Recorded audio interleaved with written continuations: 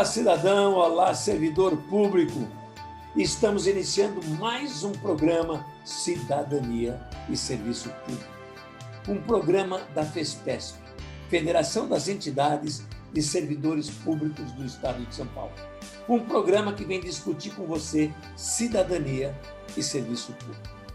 E no programa de hoje nós teremos a presença da professora Valneide Romano, da APAMPESP, Associação dos Professores Aposentados do Magistério Público do Estado de São Paulo. A Margarida Falcão, da ACETEG, Associação dos Servidores do Tribunal de Justiça de São Paulo.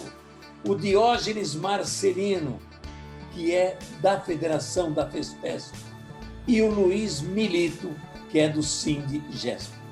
Nós vamos conversar com você sobre as últimas notícias.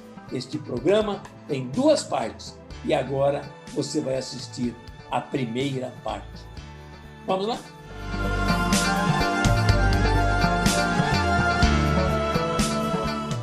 Olá, estamos aqui com 4 lideranças do funcionalismo público. Professora Valneide Romano, que é da APAMPESP, Associação dos Professores Aposentados do Magistério Público do Estado de São Paulo. Margarida Falcão, da ACETEG, Associação dos Servidores do Tribunal de Justiça do Estado de São Paulo. Diógenes Marcelino, da FESPESP, a nossa federação, Federação das Entidades de Servidores Públicos do Estado de São Paulo. E Luiz Milito, que é do Sindigesp, Sindicato do Judiciário do Estado de São Paulo.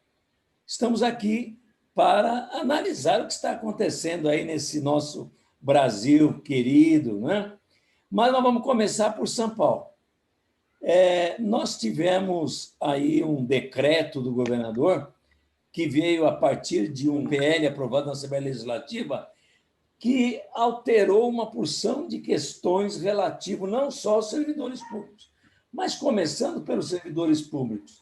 E eu sei que a Margarida tem ouvido muito dos funcionários lá do Fórum de Ribeirão Preto, né, Margarida? Que é a questão do aumento injustificado da contribuição previdenciária. Como é que o pessoal tem conversado com você? O que você diria sobre isso? Boa tarde a todos. É o seguinte, o pessoal está assim muito decepcionado com isso, revoltado mesmo, porque isso é, de fato, revoltante. Nós não temos reposição salarial há vários anos e ele agora impõe esse aumento nas nossas contribuições. E, além de tudo, também dos aposentados que passaram a ter um desconto até maior daqueles que nós já víamos tendo, né, inicialmente. E o pessoal está assim, reclamando, pedindo por providências para que a gente tome alguma providência para que isso seja revertido e não venha mais a ser descontado deles, porque eles já não estão dando conta, porque reclamações elas vêm todos os dias, uma pior que a outra, e o tribunal não está fazendo o mínimo caso para nós, não recebe, não tem a mínima atenção para com os servidores. Então, isso daí está trazendo assim, o pessoal está muito decepcionado, desanimado, e assim, sem vontade até de lutar. Isso aí que eu acho que é pior ainda, porque quando a gente perde a vontade de lutar, aí já não tem mais muita coisa a gente a fazer, porque eu acho que nós temos que ter em mente que se nós não lutarmos, se nós não formos contra tudo isso, isso daí vai cada vez piorar, vai ser pior, vai ser muito, cada vez pior. Então, eu acho que aqui em Ribeirão, a revolta, não só aqui em Ribeirão, porque eu tenho também a região aqui, a região toda também reclama, eles passam zap, passam e-mail, ligam para mim, até altas horas da noite eles estão ligando, reclamando. Então, isso daí é uma situação calamitosa para nós servidores tanto do públicos, né? E nós que somos do TJ. É isso aí. Diógenes, você é também nosso representante lá, né? Queria que você falasse mesmo qual é a situação lá. E também que os servidores públicos são os únicos que, depois de aposentado, continuam pagando, né? Boa tarde a todos. É uma satisfação estar aqui mais uma vez. E eu quero falar a respeito desse decreto, que é o decreto 65463, 12 de janeiro de 2021, que afeta não só o servidor, mas principalmente o contribuinte, principalmente o cidadão que está do outro lado. Quem atende o cidadão quando ele vai no pronto-socorro é um funcionário público. Quando cai uma árvore, que vai retirar aquela árvore do meio da rua, é um servidor público. Quem vai recolher o lixo que todo mundo coloca na porta é um servidor público. Enfim, todos os lugares, quem está na frente é servidor público. Então, afeta a população em geral, e para os servidores é ruim, porque não é só a questão de ser ruim, é um confisco. Quando você tira do salário do servidor e não repõe nem a inflação, você está confiscando o salário. Isso é proibido pela própria Constituição brasileira. Ou seja, nós vivemos um momento terrível que todos nós brasileiros, todos nós paulistanos, estamos pagando e vamos pagar um preço muito alto, porque o Estado está deixando de cumprir com a obrigação. Se o Estado não cumpre com sua obrigação de atender ao contribuinte, quem é que vai atender? Para que o Estado? Eu pergunto. Então, é uma situação muito grave. Eu sou conselheiro da SPPrev, São Paulo Previdência, e nós estamos há mais de 2 anos que não se contrata para melhorar o quadro, para que possa ter um atendimento mais justo, aquele que se aposentou, aquele que é pensionista, até estagiários não poderão ser contratados diante desse decreto do João Dória. Então, a situação é muito grave, é muito séria, e realmente precisamos, como disse a Margarida, fazer alguma coisa, como estamos fazendo já, mas centrar mais força ainda, concentrar mais forças e denunciarmos todo esse caos. Professora Valneide, os professores já têm um salário miserável. E os professores, então, depois de aposentados, mais ainda.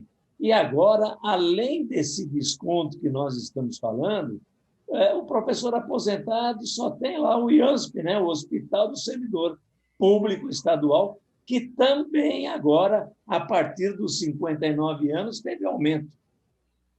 Professora Valneide, como é que está a classe dos professores aposentados? Boa tarde a todos, boa tarde, Goze.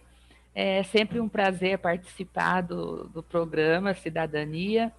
E, como você disse, o servidor público está sofrendo todas essas mazelas, mas o professor, o servidor público aposentado, principalmente a categoria nossa de professores, estamos desolados, estamos massacrados. Olha, tem professor aposentado que não está podendo nem comprar os remédios que tomam mensalmente. Tamanha essa maldade, esse desconto que está acontecendo. E não é só no quadro de professor, não. Todo aposentado, o servidor público aposentado, seja da segurança, da saúde, da educação, está sofrendo. Nós já ganhamos tão pouco. E aí ele põe esse escalonamento aí de desconto, gente. Isso daí foi um confisco no bolso do servidor. Nós já pagamos a nossa previdência quando estávamos em atividade. Não existe em país nenhum um trabalhador que pague 2 vezes a sua previdência. Ele paga durante o seu tempo de atividade. Por quê? Porque ele quer gozar da sua aposentadoria em cima daquilo que ele pagou. Agora, no Brasil, pagou enquanto estava em atividade e agora vai pagar também estando aposentado, principalmente aqui no estado de São Paulo, né? Porque a gente tem que pensar também que vem aí a reforma administrativa, que também vai atingir nós aposentados, né? Os servidores aposentados. Mas falando aqui do estado de São Paulo, está muito difícil, goze. O governador Dória também entrou no nosso Instituto de Assistência Médica só para fazer maldade.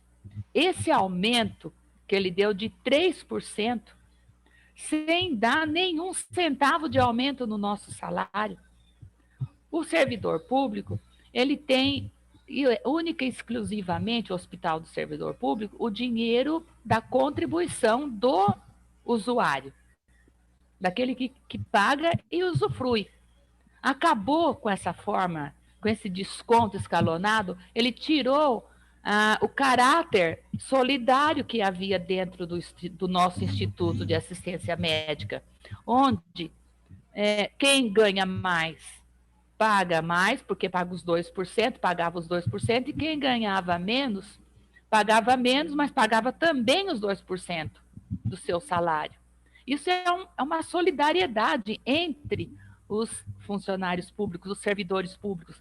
O nosso hospital foi construído com esta finalidade. Agora vem o governo, mexe em toda a estrutura, privatiza setores do hospital, do servidor público, isso na capital. Agora, o interior está muito pior. No interior, o servidor público está praticamente no SUS, sendo atendido pelo SUS. Temos cidades aqui no interior, eu sou de Presidente Prudente, são poucos os hospitais, os médicos que ainda atendem o servidor público pelo convênio IANSP, porque estão sem receber há mais de 4 meses. Então, eles deixam de atender. Além de escalonar o desconto, aumentar o desconto para quem tem acima de 59 anos, pagar 3%, ainda não paga os médicos, né? Ainda é um caloteiro. Não tem atendimento. Aí o médico não atende. Nós estamos pagando e não temos atendimento. Então, está muito difícil mesmo. Tem uma outra coisa para os aposentados, né, professora Valneide, que nesse mesmo decreto, ou em seguida, ele também tirou o direito dos aposentados, dos idosos, de 60 a 64 anos, da gratuidade nos ônibus, né? No metrô, no trem, no transporte público. A partir dos 65 tem a lei federal que obriga. E aqui o estatuto, tinha dos 60 do idoso. a 64. Isso também, né, professor? É um direito que nós conquistamos, né? Eu me enquadro neste... Eu também estou inserida neste quadro, tenho 65 anos, mas mesmo que não estivesse, a gente tem que lutar pelo direito do cidadão. Foi um direito adquirido de, a partir dos 60 anos, utilizar os transportes públicos gratuitamente. E ele também tirou esta gratuidade. Nós estamos unidas com as outras entidades, a Pampesp está unida com outras entidades, para reverter este processo, essa maldade, né? Milito, no meio disso tudo também é engraçado, né? Porque o governador extinguiu o CDHU, construção de casas próprias, né? Extinguiu a empresa municipal de transportes urbano e extinguiu o SUSEM. Exatamente durante uma pandemia, você extingue uma entidade, uma empresa que, na verdade, cuidava exatamente de matar os mosquitinhos por aí para evitar problemas de saúde. Mas eu vou juntar isso numa outra coisa importante que alguém já começou a colocar. Nós temos aqui em São Paulo o Instituto Butantan, temos no Rio também outro instituto, servidores públicos, né? O pessoal que começava a falar mal do servidor público, quem é que está providenciando as vacinas no Butantan? Servidor público. E mais, uma coisa importante, queria que você falasse sobre isso. Na Anvisa, os técnicos que fizeram todo estudo que obrigou os diretores a votarem favoravelmente à vacina, são servidores públicos, e mais, servidores públicos com estabilidade. Será que eles conseguiriam fazer sem ter a estabilidade? Boa tarde a todas e todos, Diógenes, Gose, Margarida, a Valneide. É um prazer estar participando mais uma vez do programa Cidadania. Então, nós fizemos uma luta muito forte, né, contra o PL, era o PL 529, que privatizava, que extinguia, né, 10 empresas públicas, né, de importância muito grande, mas eu acho que a força ainda não foi muito suficiente para barrar, né? Apenas uma empresa conseguiu evitar a extinção, né? Porque eles foram lá na luta todo dia, vinham lá de registro e lutavam, né? E conseguiram impedir, eu acho que é o ITESP, né? Que impediu, eles tiraram da extinção. Mas um absurdo, né? O governador Dória, ele antecipa aquilo de maldade que o governo federal começa a implementar. Antes de ser aprovado no governo federal, ele já está implementando aqui, porque ele tem a mesma linha do Paulo Guedes, né? A mesma linha do governo federal de, como já falaram os companheiras e companheiros, de acabar com o Estado social, né? De terminar, de fazer um Estado mínimo, um Estado só para defender interesses das grandes empresas, dos bancos, né? E precarizando e destruindo o serviço público. Então, essa é a política. Então, ele antecipa a reforma da Previdência, ele antecipou, né? Lutamos também, levamos bomba, tropa de choque na Lesp, mas não foi suficiente, então acabou passando, né? Passou. O 529 passou, né? Aí vem o decreto 65021, né, que aumentou o desconto dos aposentados, aumento do IANS, como já foi falado. Então, uma série de medidas que ele vai fazendo uma reforma parcelada, né? Ele vai fazendo a reforma. Então, ele é mestre nisso, esse governo, por maldade de tirar direitos. Por isso que a gente está pedindo o impeachment dele, né? Porque é um governo que é um péssimo administrador, é um gerente de lobby, né? Ele gerenciava uma revista de lobby, nunca trabalhou nem um dia, né? Sempre gerenciando e alugando os seus imóveis, e, no entanto, foi eleito, né? O que pode fazer? Mas a gente está lutando contra isso. Eu acho que é uma grande missão que nós temos como funcionário público, porque nessa pandemia a importância que você falou do funcionalismo público é fundamental. Se não fosse o SUS, se não fossem os médicos, cientistas, nós estaríamos numa situação muito pior do que já estamos, né? Que a gente está numa situação terrível, na pandemia voltando ao mesmo patamar do começo, né? Que estava morrendo 1.000 pessoas por dia, está voltando, e se não tivesse os servidores públicos nesses órgãos, nós teríamos uma situação muito pior, né? E o governo federal vem tirando verba do SUS, né? Vem cortando verba da ciência, vem fechando também instituições científicas. Isso acaba aparecendo nessa pandemia, né? Numa crise sanitária tão grande como essa, acaba aparecendo. Então, a nossa luta é contra o governo estadual, pelo caráter dele antissocial, né, e de destruir o serviço público, e contra o governo federal, que é o que determina e que dá essa linha de atuação do Dória, né? Então, infelizmente, nós estamos nessa situação. Se esses servidores públicos que estão nesses órgãos, como a Anvisa, como o Butantan, a Fiocruz no Rio, se eles não tivessem estabilidade, eles já estariam na rua, porque os cargos comissionados ele já mudou. O Bolsonaro ele está tirando todas as direções de órgãos que tinham aspecto científico, né, e democrático. Ele está mudando tudo, mas ele não consegue mudar aquele funcionário concursado, aquele funcionário que passou no concurso, que está lá se dedicando, ele não muda. Por isso que segura toda a ofensiva dele de destruição do serviço público, até das liberdades democráticas, eu vou até um pouco mais além, ele não conseguiu mudar e acabar com tudo, porque existe serviço público, porque existem servidores nesses órgãos que estão segurando. tanto do ponto de vista científico como político, né? Caso contrário, nós estaríamos numa situação muito pior. Então, o serviço público, mais do que nunca, se mostra ser uma grande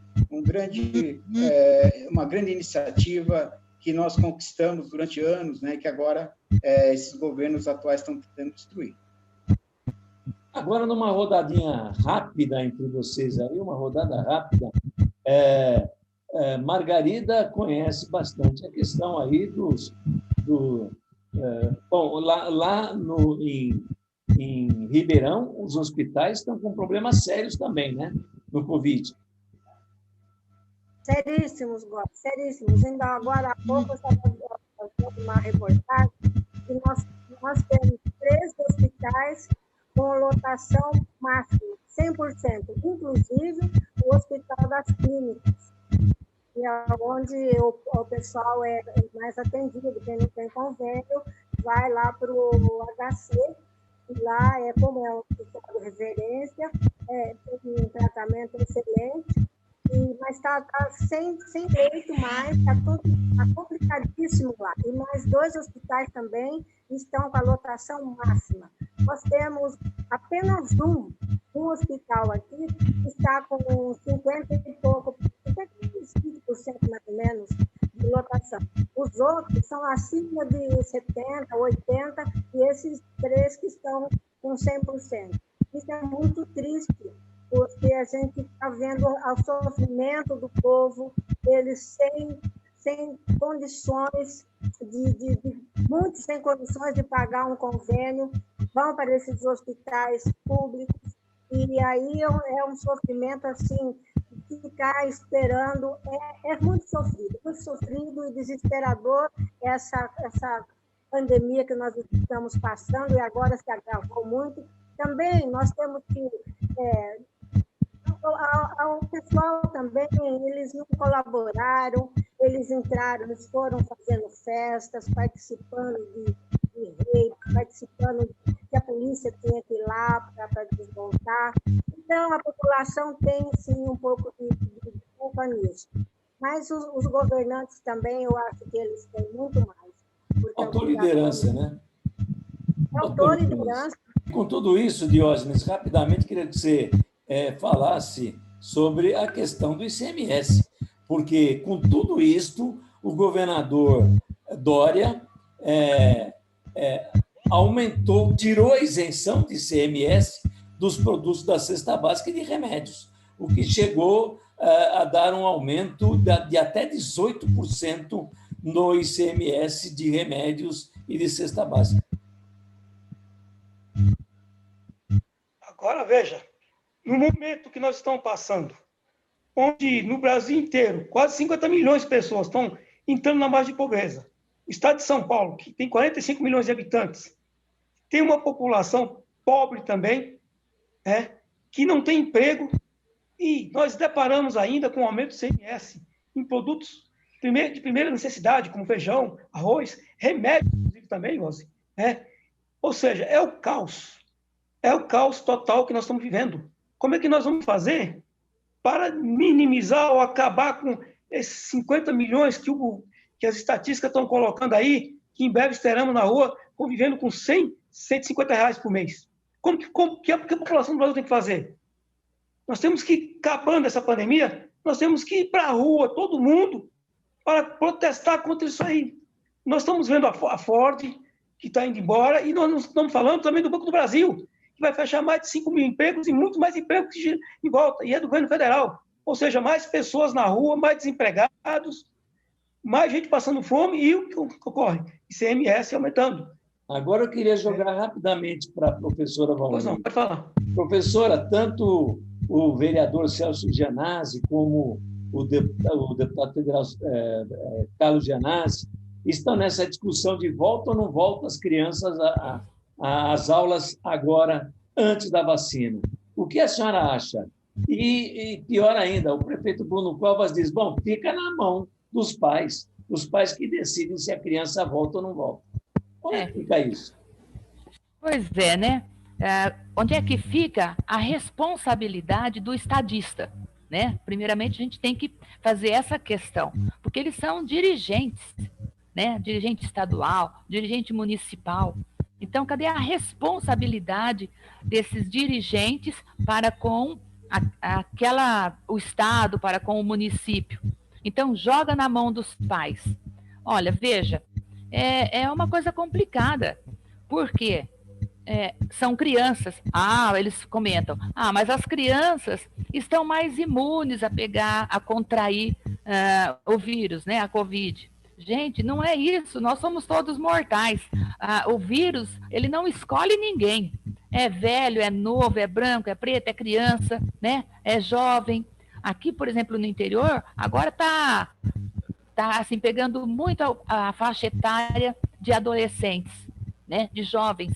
Então, é muito complicado passar essa responsabilidade para os pais. Eu, se tivesse filho em idade escolar, que agora já não tenho, meus filhos já são casados, mas tenho netos, eu não mandaria meus filhos para a escola antes da vacina, mesmo que a escola apresentasse um programa de um protocolo, né, de cuidados e tudo mais que a gente sabe que tem, que vai ter. Eu tenho netos que estudam em escola pública, netos que estudam em escola particular. Olha, vão vir 10 alunos por dia, vem 10 num dia, 10 no outro, vamos manter o afastamento na sala de aula. Mas escuta, e lá no recreio? Quem vai segurar essas crianças na hora do recreio? Isso a gente vê entre os adolescentes, colegial, ensino médio. Agora imagina o infantil, né? O fundamental. Então é complicado. Nós sabemos que não há essa segurança.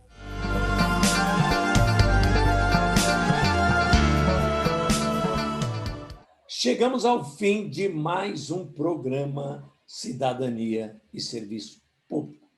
Um programa que vem conversar com você, cidadão, com você, servidor público, sobre cidadania e serviço público. Este foi a primeira parte da nossa conversa. No próximo domingo, teremos a segunda parte da nossa conversa com você, cidadão, com você, servidor público. Até lá!